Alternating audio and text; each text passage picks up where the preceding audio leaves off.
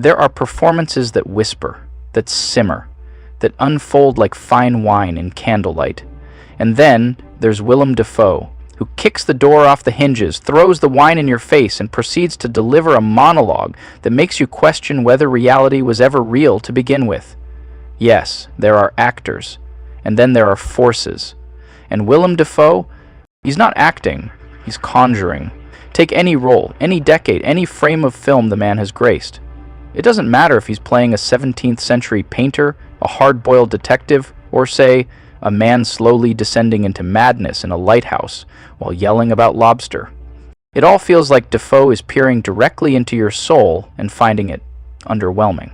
But, for the sake of focus, let's talk about one particularly legendary dive into the abyss. Dafoe as the Green Goblin in Spider-Man 1. A film that was ostensibly about a teenager learning to juggle homework and arachnid-based vigilante justice, but was in reality the Willem Dafoe show featuring some light web-slinging. Because while Tobey Maguire was busy looking doe-eyed and emotionally constipated, Dafoe was off in a corner, cackling into a mirror and chewing through scenery like it owed him money. Let's just address the obvious. Norman Osborn isn't just a villain, he's a carnival ride of chaos.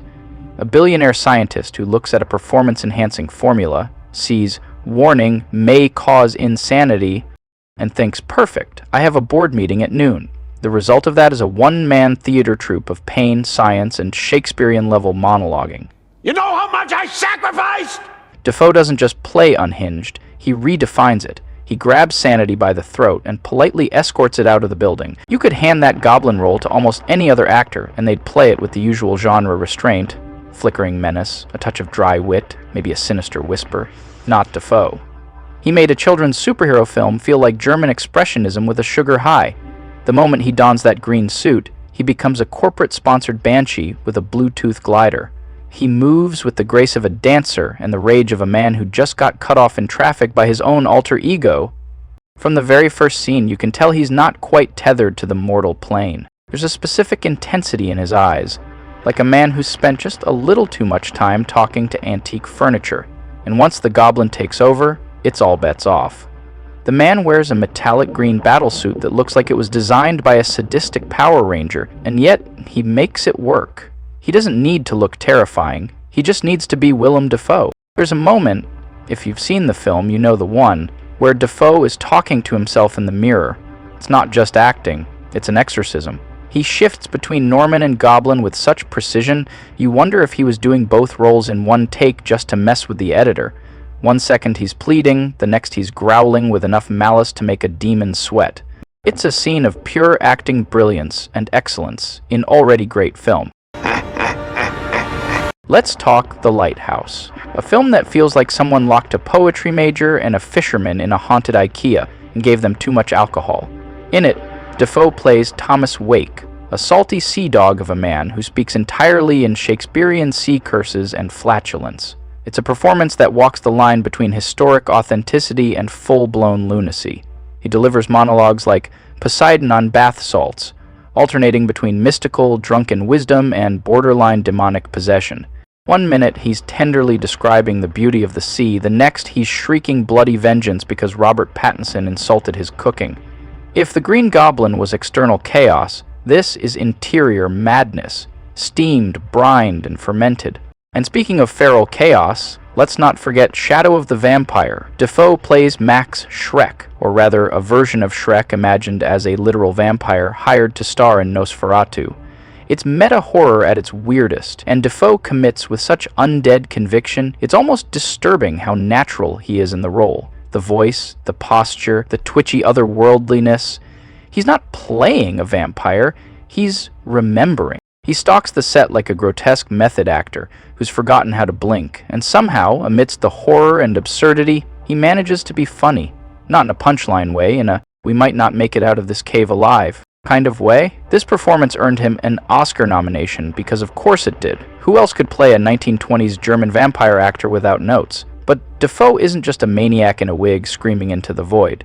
Sometimes he channels the madness inward. In At Eternity's Gate, he plays Vincent van Gogh, and it's one of the most quietly devastating, raw portrayals of a tortured genius ever put to screen. He doesn't explode, he fractures. You feel the ache behind his eyes, the loneliness wrapped around every brushstroke. It's a different kind of unhinged, not theatrical, but spiritual, as if the act of seeing the world too vividly became a curse. And still, even in this stripped-down performance, you can tell, it's Dafoe. That same intensity, just weathered and worn, turned inward like a flame eating through a canvas. Circling back to Spider-Man 1, what makes Dafoe's Goblin so legendary isn't just the madness, it's the glee. This is a man who loves being evil. He doesn't just threaten Peter Parker, he treats it like foreplay. He doesn't monologue because it's necessary. He monologues because the world is his stage and everyone will listen.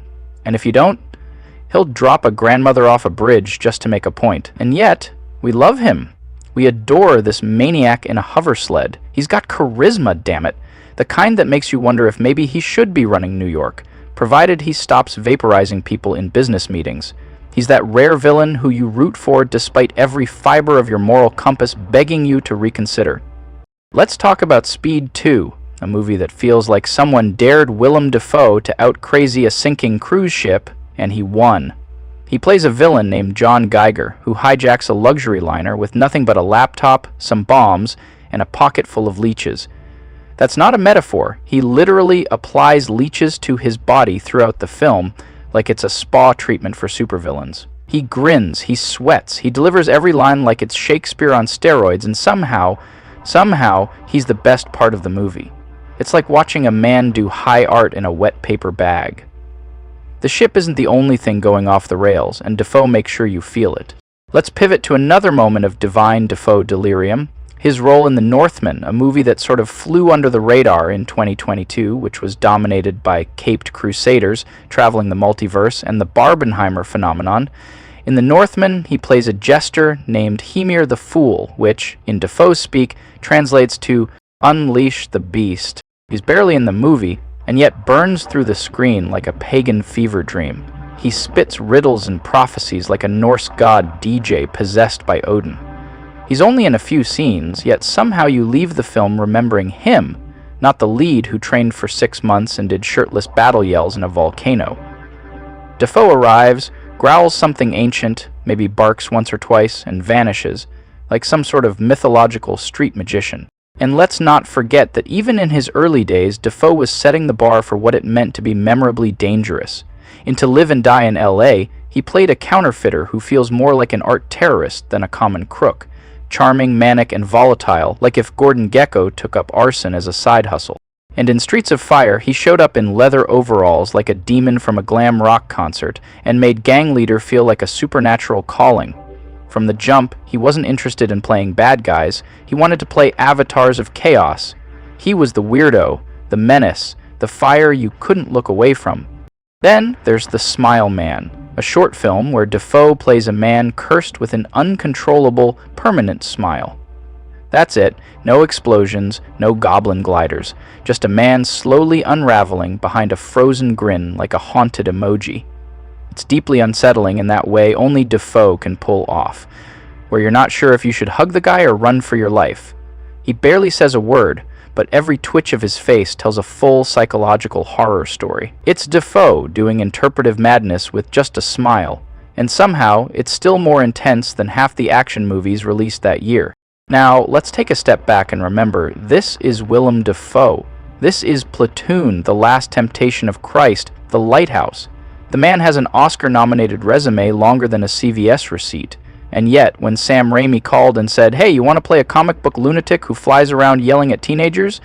Dafoe didn't blink. He just whispered, "When do I start?" And then, presumably, started rehearsing by screaming into a hairdryer for 3 hours straight. The brilliance of Dafoe lies in his control. He plays wild like a concert pianist plays jazz. It's chaotic, yes, but it's intentional. There's a rhythm to the madness, a precision in every twitch, every grin that stretches just a bit too wide. He's the kind of actor who could recite a grocery list and still have you emotionally devastated by the time he gets to eggs.